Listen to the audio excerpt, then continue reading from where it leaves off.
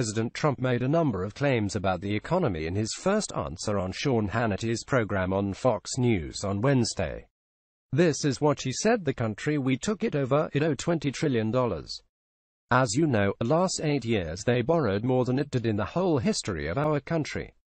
So they borrowed more than $10 trillion, right, and yet we picked up $5.2 trillion just in the stock market.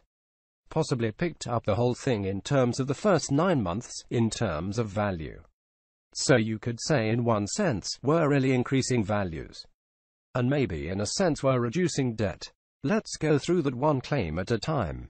The Treasury handily gives daily updates on the level of debt, which is the total amount owed by the U.S. government. On the 20th of January 2017, the date of the president's inauguration, the total outstanding public debt was $19.95 trillion, £15.2 trillion. So HES right on that one. Nearly right. On the 20th of January 2009, when President Obama was sworn in, the debt was $10.63 trillion. The difference is $9.32 trillion, which is not more than $10 trillion, but is still a lot of borrowing. Comparing figures with the amount of debt borrowed in the whole history of the country is a bit tricky. We have to assume he means since 1789, because that's when the U.S. Treasury's records go back to.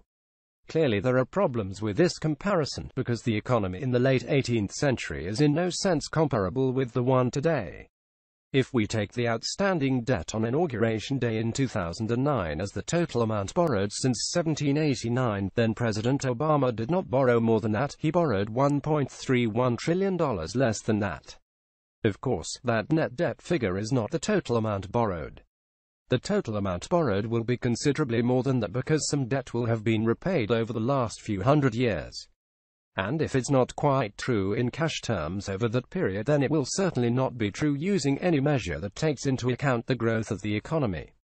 Bloomberg's U.S. exchange market capitalization, measuring the value of all listed companies, puts the current value at $28.39 trillion, while the value to the day after the inauguration was $25.55 trillion, so that's an increase of $2.84 trillion.